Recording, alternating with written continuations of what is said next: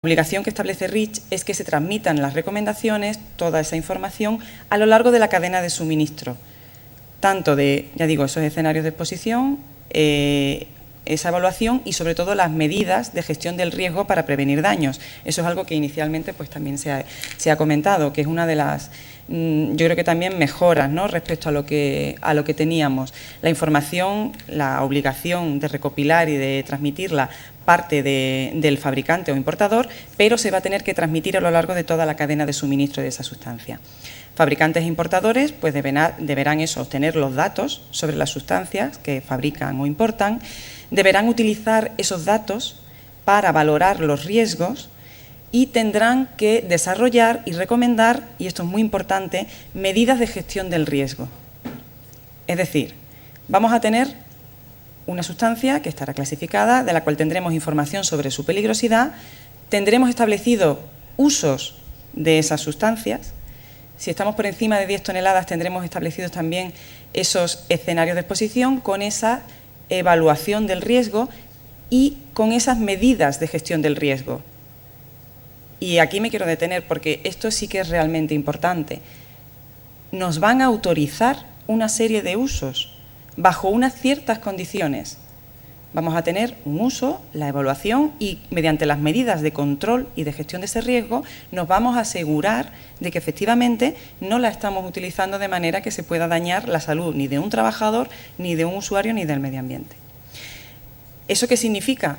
Visto, digamos, de la otra cara, que lo que no esté ahí no lo voy a poder utilizar. Es decir, esos usos que no estén autorizados, ¿qué hago con ellos? Es más, cuando vaya y recoja ese informe de seguridad química y vea las medidas de gestión del riesgo, si no coinciden con las que están en mi instalación, aunque ese sí sea mi uso, si en esas medidas de gestión del riesgo, por ejemplo, se establece que hay un sistema de control por una aspiración localizada, una ventilación general de tal y tal característica y no están en mi instalación, ahí es donde viene el problema de aplicación. Entonces, en principio, este informe de seguridad química, esta evaluación y estas medidas de gestión del riesgo me van a autorizar y me van a permitir utilizar esa sustancia bajo esas condiciones. ¿Qué tendré que hacer a la hora de aplicarlo a mi instalación? Pues verificar si esos usos están recogidos, si los escenarios de exposición son tal cual están definidos en esa ficha. Si no fuera así, en cuanto a usos, pues habrá que registrar ese nuevo uso, habrá que autorizarlo. Si no fuera así, en cuanto a medidas de gestión del riesgo, bueno, ahí va a ser un poco más fácil. Ahí lo que tendré que asegurarme es de que existe esa posibilidad de realizar la evaluación de mi instalación, de mis medidas, de mi aplicación concreta y notificarlo. Eso sí, tendré que notificar mi evaluación y decir que, bueno, bajo otros criterios o bajo otras medidas concretas estoy controlando igualmente el riesgo. Y eso sí, la notificación se tendrá que hacer y yo tendré que tener documentada la evaluación y justificado el por qué ese uso bajo esas modificaciones de esas condiciones modificadas puedo seguir teniéndolo. Este sería el segundo punto, digamos, dentro de los aspectos que quiero resaltar. Primer punto, CLP, convivencia de esos etiquetados. Segundo punto, fichas de datos de seguridad de la sustancia. En principio, más ampliada la información, pero ojo, porque también variará en función del tonelaje de la sustancia. Tercer punto, informe de seguridad química. Ojo, porque tendremos usos, tendremos escenarios de exposición y medidas de control del riesgo ya establecidas en el informe de seguridad química. Habrá que ver cuál es la compatibilidad, por decirlo así, con mi instalación y con mis condiciones concretas de aplicación. Desde el punto de vista de la adecuada gestión de la prevención de riesgos laborales, entonces, bueno, si vamos en el informe de seguridad química, bueno, no sé si conocen las herramientas que desde la ECA se han planteado como una posibilidad, es toda una ayuda, ¿no?, para realizar tanto, para realizar, digamos, la evaluación de riesgos, pero también para realizar, digamos, la gestión de riesgos. Una de ellas es la herramienta de la ECA, que es la herramienta de gestión de riesgos laborales. Esta herramienta, tanto los informes como la evaluación de riesgo. Hay 2 programas, 2 aplicaciones informáticas, el Euclid y el Cesar, que me ayudan a hacer esta evaluación. ¿Qué es lo que pasa? Eso, junto con las guías que ha establecido la propia ECA, me ayuda a seleccionar para una sustancia pues distintos usos, a establecer los escenarios, las medidas de control y a poco ir creando mi expediente e ir creando también el informe de seguridad química en caso necesario. Como decía, ¿qué es lo que pasa? Bueno, que ahí se va, yo diría de una forma casi inevitable, a planteamientos generalistas. Está claro que no puedo recoger detalladamente todos los usos que va a tener una sustancia, sí todos, pero de forma, ya digo, general, ¿no? Sin ir muy al detalle. Entonces, ¿cuál es el riesgo de emplear esos planteamientos generalistas? Por una parte, es una ventaja, porque, bueno, mediante una tablita, elijo el uso, le establezco, bueno, voy aplicando así las distintas guías y es fácil, ¿no?, de hacer el informe de seguridad química.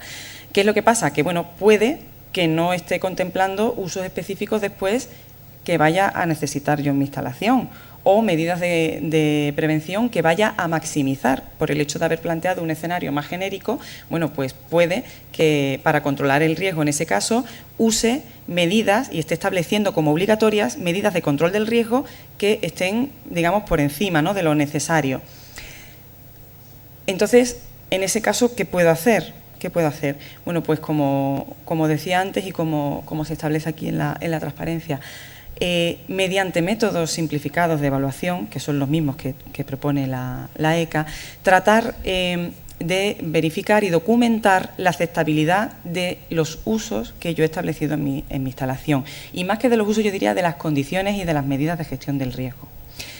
Se puede plantear, bueno, por centro de trabajo, corporativamente, a nivel de un sector, para tratar de revisar los informes de seguridad química en lo que respecte a ese ámbito. Ya digo, uno de los problemas que nos podemos encontrar es cómo aplicarlo. Bueno, pues vamos a justificar que en mis condiciones de utilización, ya se está acabando el tiempo, entran dentro de esa posibilidad. Eso sí, sin olvidar también que después, una vez que efectivamente he visto que concuerda ese uso y esas condiciones que me han autorizado con las que yo tengo en mi instalación, deberé seguir también con la práctica de la higiene tradicional. O sea, el hecho de que yo diga cumplo con esta medida de control del riesgo, me tengo que asegurar que eso en el tiempo va perdurando, que se va manteniendo, que lo voy controlando exactamente igual que hacía antes, ¿vale? Y, por supuesto, adecuar todos los procesos de formación e información a los trabajadores sobre las condiciones de trabajo existentes. Tendré que asegurarme de que, efectivamente, si hay que aplicar una medida de control por parte del trabajador en un uso concreto, en una etapa concreta de la producción, por ejemplo, pues que efectivamente se estén utilizando. Entonces, repito una vez más, respecto a CLP, el etiquetado, respecto a REACH, tanto la ficha de datos de seguridad como esos informes de seguridad química, ver que efectivamente los escenarios y las condiciones de control se ajustan a mi instalación. Otro aspecto que un poquito se ha mencionado también antes era el de los valores umbrales. Pues efectivamente, en REACH digamos que el nivel para establecer o la caracterización del riesgo se va a utilizar el de Enel, que es ese valor umbral obtenido a partir de ensayos toxicológicos, es decir, no es medido, es derivado, y ahí, bueno, ese adjetivo, digamos, va sobre nivel, no sobre el efecto derivado, ¿vale? Que esa es una de las cosas que quizás primero puede causar confusión. Es decir, establezco un valor umbral obtenido a partir de los datos que tengo y después le aplico un factor de corrección para ver cuál sería el efecto, en este caso, sobre la salud humana. Para valorar los efectos potenciales sobre la salud, pues todos los datos que también nos han mencionado antes sobre toxicocinética, efectos agudos, sensibilización, toxicidad, efectos de los CMR y aparte también pues tener en cuenta otros aspectos digamos de peligrosidad, en este caso más de la parte física, ¿no? Como riesgos de explosividad, inflamabilidad o potencial de oxidación. Ya termino porque se me ha acabado el tiempo. Respecto a los de Enel, bueno, un aspecto también que quería resaltar era ver, bueno, pues eso, esa relación con los valores límite, ¿no? ¿Cómo lo interpreto a partir de ahora? desde luego lo que está claro es que va a ser una gran ayuda tener establecidos estos límites, porque si pensamos que puede haber 100.000 sustancias que estén notificadas, de 1.000 de ellas es de las que hay valor límite establecido. Es decir, hasta ahora teníamos muy poquitas referencias. El establecimiento de estos DNL dentro de los informes de seguridad química, pues está claro que nos va a ayudar mucho a tener un nivel más, una referencia más de control. Pero bueno, sin olvidarnos, desde luego, de que tendremos que estar cumpliendo, además, con la otra normativa que efectivamente era obligatoria. Bueno, no sé si ha sido más o menos claro. Desde luego, muchas gracias por la atención y bueno, cualquier aspecto de estos que quieran ahora comentar en el debate, pues por supuesto estoy a su disposición. Muchas gracias.